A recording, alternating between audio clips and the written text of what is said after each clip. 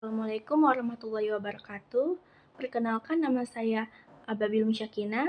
Saya dari Universitas Pembangunan Pancabudi, Fakultas Social Science, Prodi Akuntansi. Saya akan menjelaskan mengenai macam-macam metode penarikan sampel dan uji asumsi klasik. Nah, sebelum membahasnya kita harus tahu apa itu penarikan sampel. Penarikan sampel adalah proses memilih sebagian anggota dari populasi untuk dijadikan wakil atau perwakilan dalam suatu penelitian. Misalnya, ada beberapa siswa yang mewakili untuk mengikuti lomba Olimpiade Sains.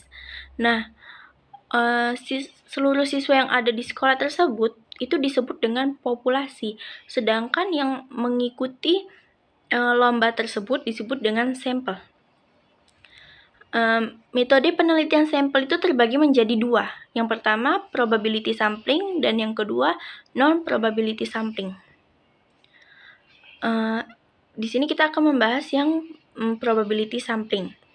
Metode ini menarik sampel secara acak, dan metode ini terbagi menjadi 4 bagian. Yang pertama, simple random, kedua sistematik, ketiga stratified, dan yang keempat cluster. Kita akan bahas satu persatu. Yang pertama, simple random. Dalam teknik ini, setiap anggota populasi memiliki kesempatan yang sama untuk dipilih secara acak. Contohnya, kita memilih 100 siswa secara acak dari seluruh siswa yang ada di sekolah. Kedua, sistematik. Dalam metode ini, cara mengambil sampel dengan jarak atau selang yang sama dari daftar populasi. Artinya, setelah kita pilih satu orang secara acak di awal tadi, kita ambil orang berikutnya setiap urutan yang keberapa dari daftar.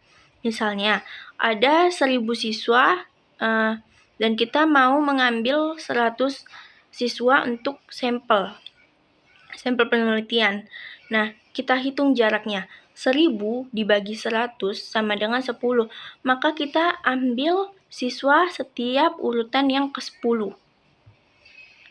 Ketiga, stratified. Dalam metode ini, populasi dibagi terlebih dahulu menjadi beberapa kelompok berdasarkan ciri-cirinya. Misalnya, ada 1000 siswa di sekolah, 400 dari jurusan IPA, 300 IPS, 300 bahasa. Nah, kita ingin mengambil 100 siswa sebagai sampel, maka kita harus mengambilnya secara adil dan profesional. Misalnya, kita ambil dari jurusan IPA 40, 30 IPS, dan 30 bahasa. Keempat, cluster. Metode ini membagi populasi besar ke dalam kelompok-kelompok kecil. Misalnya, kita ingin meneliti efektivitas metode pengajaran di sekolah-sekolah di sebuah provinsi. Kita bisa mulai dengan membagi provinsi menjadi beberapa zona pendidikan. Kemudian, kita pilih beberapa zona secara acak. Dari zona yang kita pilih, kita survei semua sekolah tersebut. Dengan metode ini, memudahkan penelitian kita tanpa harus mendatangi setiap sekolah yang ada di provinsi. Nah, ini yang kedua, metode non-probability sampling. Metode ini berbeda dengan metode probability sampling. Kalau yang probability sampling itu penarikan sampel secara acak, sedangkan ini penarikan sampel tidak dipilih secara acak. Metode ini juga terbagi menjadi 4 bagian. Yang pertama, convenience, yang kedua, kuota, ketiga, judgment, dan keempat, snowball. Yang pertama, kita akan bahas convenience. Dalam teknik ini, pengambilan sampel berdasarkan kemudahan, akses, atau ketersediaan. Peneliti memilih individu yang paling mudah dijangkau, seperti teman, keluarga, atau orang-orang di sekitar lokasi penelitian. Misalnya, kita ingin memahami preferensi minuman di sebuah mall. Kita melakukan survei kepada orang-orang yang lewat di lokasi kita berdiri. Kedua, kuota. Dalam teknik ini, peneliti menetapkan kuota untuk setiap kelompok dalam populasi. Sampel dipilih hingga jumlah tertentu terpenuhi untuk setiap kategori. Contohnya, dalam survei opini, peneliti memastikan ada 50 responden dari pria dan 50 responden dari wanita, meskipun pemilihan sampel pria dan wanita dilakukan secara non-acak. Yang ketiga, judgment. Dalam metode ini, kita melibatkan pemilihan sampel berdasarkan kriteria tertentu yang relevan dengan tujuan penelitian. Misalnya, penelitian tentang kebiasaan makan vegan hanya melibatkan responden yang sudah diketahui adalah vegan. Dan yang keempat adalah snowball. Dalam teknik ini, pengambilan sampel non-probabilitas yang dimulai dari sejumlah kecil responden awal, yang kemudian merujuk ke penelitian responden yang lain yang serupa, hingga sampelnya bertambah besar. Misalnya, penelitian tentang penggunaan narkotika ilegal. Dimulai dengan 1 atau 2 responden, kemudian merekomendasi orang lain untuk diwawancarain. Nah, kita masuk ke uji asumsi klasik.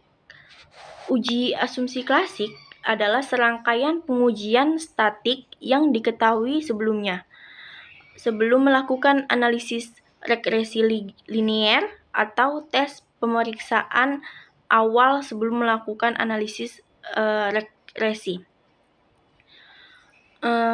Uji asumsi ini terbagi menjadi 5 macam, yaitu uji normalitas, uji multikolonialitas, dan uji heteroskedastisitas. Yang keempat, uji autokorelasi, dan yang kelima, uji linearitas. Kita bahas yang uji normalitas. Uji normalitas adalah metode untuk mengecek apakah data menyebar secara normal atau tidak. Uji normalitas ini biasa digunakan saat kita ingin tahu pola sebaran data normal atau tidak. Dan yang kedua, uji multikolonialitas. Uji multikolonialitas ini adalah tes untuk melihat apakah dua variabel bebas saling mirip atau tidak. Metode ini digunakan saat meneliti lebih dari satu variabel bebas. Ketiga, uji heteroskedastisitas. Uji heteroskedastisitas ini adalah uji untuk melihat apakah data punya kesalahan yang tidak sama atau tidak stabil dari pengamatan ke pengamatan lain. Uji ini biasa digunakan saat kamu melakukan analisis regresi. Terus yang keempat, uji autokorelasi. Uji autokorelasi adalah uji untuk melihat apakah data saling berhubungan dari waktu ke waktu. Uji ini biasa digunakan saat data berupa waktu secara berurutan, misalnya per hari, per bulan, atau per tahun. Dan yang terakhir adalah uji untuk melihat apakah dua variabel punya hubungan yang lurus dan searah. Uji ini biasa digunakan saat meneliti hubungan antara dua hal, lurus dan searah atau tidak. Sekian dari saya mengenai macam-macam penarikan sampel dan uji asumsi klasik.